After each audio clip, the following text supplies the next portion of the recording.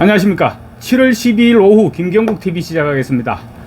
이재명 전 대표의 불법 대북 송금 관여 혐의가 더욱 분명하게 드러났습니다.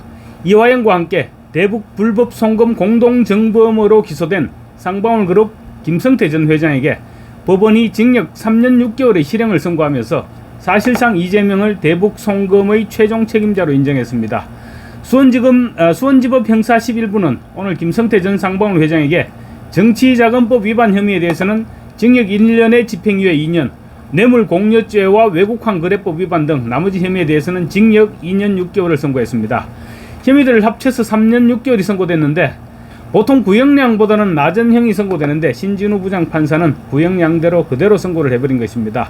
그래서 이화영 전 부지사도 신진우 부장판사를 피하려고 그렇게 노력했던 것인데, 만약 신진우 부장판사가 내년 인사이동 때 자리를 지키면서 이재명의 1심 선고까지 담당하게 된다면 이재명으로서는 저승사자를 만나는 객이 될 것 같습니다.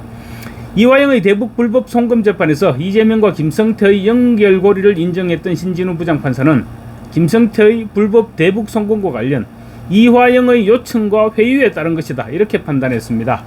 이화영의 회유와 요청이 있었다고 판단한 것은 사실상 경기도의 회유와 요청이 있었다는 것이고, 자연스럽게 이재명이 관여했다는 사실을 인정하고 있는 것입니다. 이에 따라 같은 혐의로 기소된 이재명은 더욱 궁지에 몰리고 있는 양상입니다. 뇌물은 준 사람이 있으면 반드시 받은 사람이 있을 수밖에 없겠죠. 준 사람이 유죄를 선고받으면 받은 사람 또한 유죄가 선고되는 것입니다. 뇌물을 전달한 김성태에게 2년 6개월이 선고됐다면 800만 불, 우리 돈으로 한 110억 원이 넘는 돈입니다. 그 정도의 뇌물을 받은 것이 되는 이재명은 최소 20년은 구형받게 될 것이다, 이런 전망이 법조계에서 나오고 있습니다. 이화영이 대북 불법 송금으로 9년 6개월을 선고받으면서 이재명이 치명상을 입었는데, 김성태에 대한 유죄 선고는 이재명을 확인사살한 것이다, 이렇게 보여지고 있습니다. 재판부는 대북 송금과 관련해서 통일부 장관 승인 없이 남북 교류 협력 사업을 추진하려고 해서 정부의 관리 감독하에 투명하게 추진되어야 할 남북 교류 협력 사업에 피해를 줬으며 거액의 자금을 북한에 전달해 외교 안보상 문제를 일으켜 비난 가능성이 크다고 지적했습니다. 재판부는 또 피고인 김성태가 사실관계를 대체로 인정하고 있고 이 사건 범행 모두 이화영의 요청과 회유에 의해서 범행에 이르게 된 것으로 보이는 점 등은 유리한 사정이라고 적시했습니다.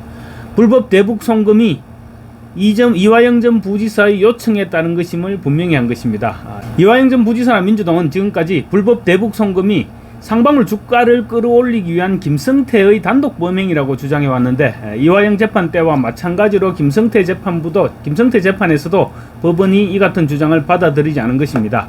이에 따라 같은 혐의로 기소된 이재명 전 대표 역시 유죄 선고가 불가피하고 이화영보다는 훨씬 엄중한 형이 선고될 것이라는 전망이 나오고 있습니다. 이화영은 징역 9년 6개월에 벌금 2억 5천만 원의 중형을 선고받았습니다. 재판부는 쌍방울이 경기도가 북한에 냈어야 할 스마트팜 사업비와 경기도지사 방북 비용을 대납한 사실을 모두 인정했습니다. 따라서 800만 달러의 제3자 뇌물을 받은 것으로 인정되는 이재명에게 중형 선고가 불가피해지는 것입니다. 이재명이 재판부를 수원지법 신진우 부장판사에서 현재 대장동 재판을 맡고 있는 서울중앙지법 형사 33부로 병합시켜줄 것을 요청한 것도 수원지법에서는 어떻게 살아날 방법이 도저히 없을 것이라고 판단했기 때문입니다. 신진우 부장판사의 경우 이화영과 김성태의 대북 송금 재판을 담당하면서 이미 대북 송금의 전 과정을 파악하고 있어서 중형을 선고할 것이 예상됩니다. 뿐만 아니라 신진우 부장판사는 지금 웬만한 내용은 모두 꿰차고 있기 때문에 재판 기일도 대폭 앞당겨질 수 있습니다. 이재명 측은 지난 1일 서울중앙지법 형사 합의 33부에서 심리 중인 대장동 위례신도시 개발 특혜 의혹, 성남 FC 후원금 의혹, 백현동 개발 특혜 의혹 재판에 대북 송금 관련 제3자 뇌물 사건을 합쳐달라고 대법원에 신청했습니다. 이에 따라 대법원은 사건을 형사 1부에 배당해서 본격적으로 심리를 시작했습니다. 대법원 형사 1부의 심리를 놓고 지금 엇갈린 전망이 나오고 있습니다. 대법원 형사 1부는 서경환 주심과 김선수, 오경미, 노태학 등 4명의 대법관이 모두 좌파 내지 중도 성향이라는 점을 놓고 우려의 목소리가 터져나오고 있는 것입니다. 대법원 형사 1부는 지난해 이화영 전 경기도 평화부지사가 신진우 부장판사에 대한 재판부 기피 신청을 냈을 때 최종 기각시켰습니다. 그래서 이번에도 이재명의 병합 신청을 받아들이지 않을 것이라는 전망이 우선적으로 나오고 있습니다. 다만 당시 기피 신청에서 1, 2심과 달리 최종 기각을 하는데 무려 40일 가까운 시간을 허비했습니다. 이화영의 1심 선고가 총선 이후로 미뤄진 결정적인 사유를 당시 대법원 형사 1부가 제공했던 것입니다. 그래서 이번에도 병합 신청을 기각한다고 하더라도 최대한 심사 기일을 끌어서 재판을 지연시키는 것이 아니냐, 이런 우려도 없지 않습니다. 성형환 주심은 김명수 전 대법원장이 추천한 케이스고, 김선수 대법관은 민변회장 출신, 오경미 대법관은 국제인권법 연구회 소속입니다. 노태악 대법관은 중도 성향으로 분류되고 있습니다.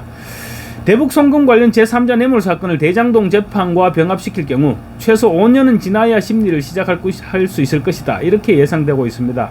재판 지연이 그만큼 불가피해지는 것이죠.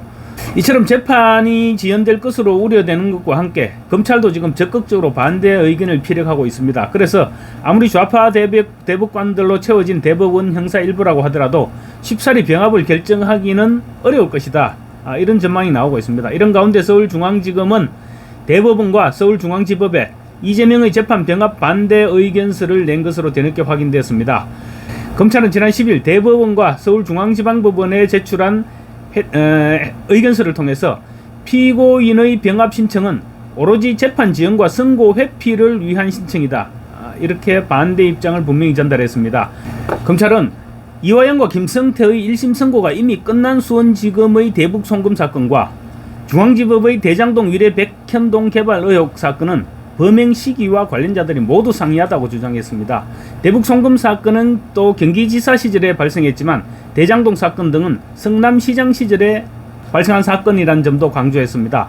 또 대북 송금 의혹은 대북 사업과 관련해서 뇌물이 오간 사건이지만 대장동 개발 의혹은 부동산 개발을 두고 인허가 관련 뇌물이 오간 사건이라고도 지적했습니다. 범행 시기도 다르고 관련자들도 다른, 그리고 성격도 다른 사건을 이재명 한 사람만 보고 같은 재판부에 병합시킨다는 것은 그 자체가 말이 안 된다는 것이 법조인들의 판단이기도 합니다.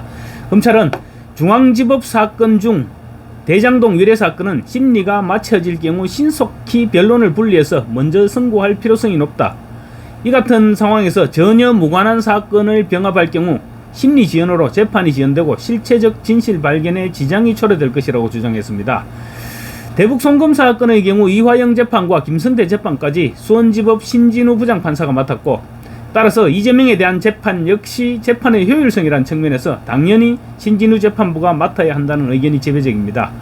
법조계 내에서는 대북 송금 사건을 중앙지법 사건에 병합하는 것은 쉽지 않아 보인다는 것이 중론입니다. 서울중앙지법과 수원지법의 사건은 재판 진행 정도가 상당히 다를 뿐만 아니라 기본적인 사실관계가 동일한 재판이 아니라 완전히 성질이 다르기 때문에 병합이 안 될 가능성이 높아 보인다는 것입니다.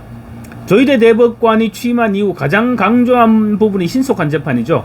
대법원이 만약 이재명 측의 손을 들어줄 경우 대법원에서 오히려 재판 지연을 부추기는 행동을 한다는 비판을 피할 수가 없을 것입니다. 대법원 형사 일부가 엉뚱한 결정을 하지 않을 경우 내년 2월 법관 인사 때까지는 수원지법 형사 11부 신진우 부장판사가 재판을 계속 담당하게 될 것이고, 조희대 대법원장의 판단 여하에 따라서 신진우 부장판사가 계속 남아서 이재명 재판을 마무리 지을 가능성도 배제할 수 없습니다. 이재명 입장에서는 최악의 경우가 되는 셈입니다. 감사합니다.